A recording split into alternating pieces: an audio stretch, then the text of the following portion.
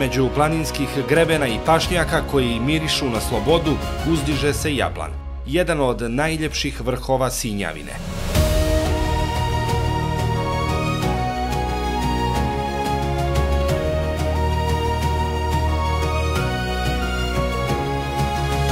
Ovo je polazna tačka za Jablanov vrh sa strane Mojkovačke i Lipovske, iz pravca Štitarice i iz Katuna Potrke.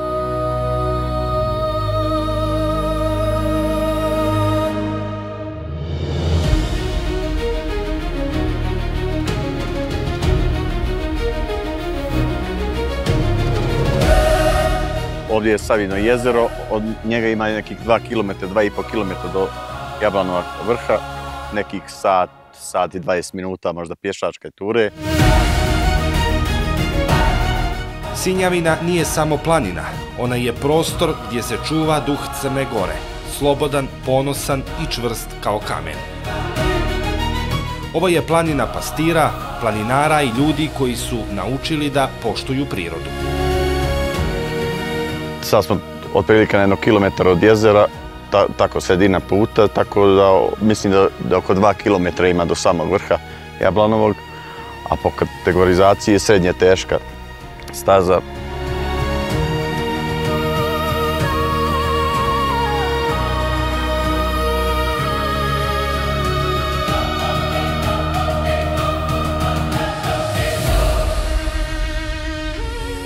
Ima više markiranih staza i puteva prilaznih s kojim se može doći. To jeste od strane Mojkovačke sa Katuna Muleć ili Borove glave, od crkve Ružice, sa Katuna Brđanskih Katuna gdje izidu Brđani, i može sa strane Kolašinske sa Vratla preko Grkovskog jezera. Sve staze su markirane i uglavnom su iste razdaljine, tu do 2 sata možda pješice sa tih pristupnih puteva.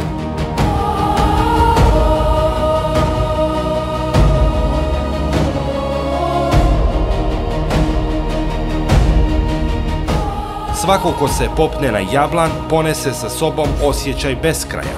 Ovdje, iznad oblaka, čovjek postaje svjestan koliko je mali pred veličinom prirode.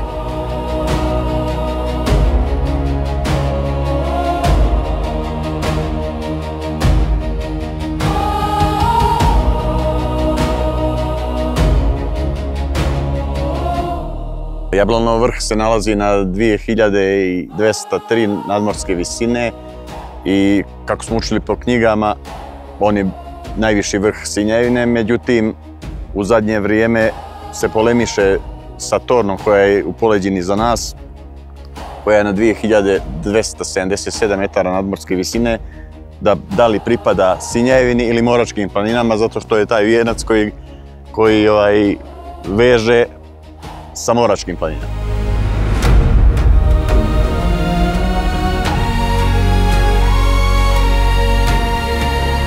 Sa Jablana se pruža pogled koji obuhvata pola Crne Gore, od Komova i Bjelasice pa sve do Durmitora.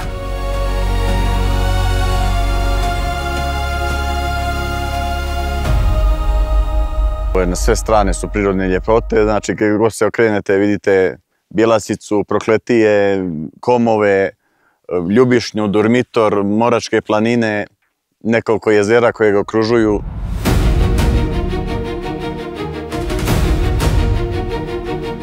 Jablan je njen tihi stražar, svjedok vremena i generacija koje su odrasle pod njegovim padinama. Pa nije toliko zvučan i reklamiran dosta, tako da malo grupa izlazi planinarskih na njemu i trebalo bi ga malo više reklamirati jer je stvarno predivan i lak kao neka srednja teška tura, lak je za popeti i ima se šta vidjeti.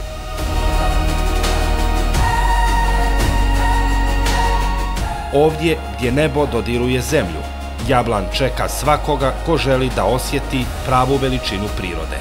Dobrodošli na Sinjavinu, planinu koja vas uči da dišete punim plućima.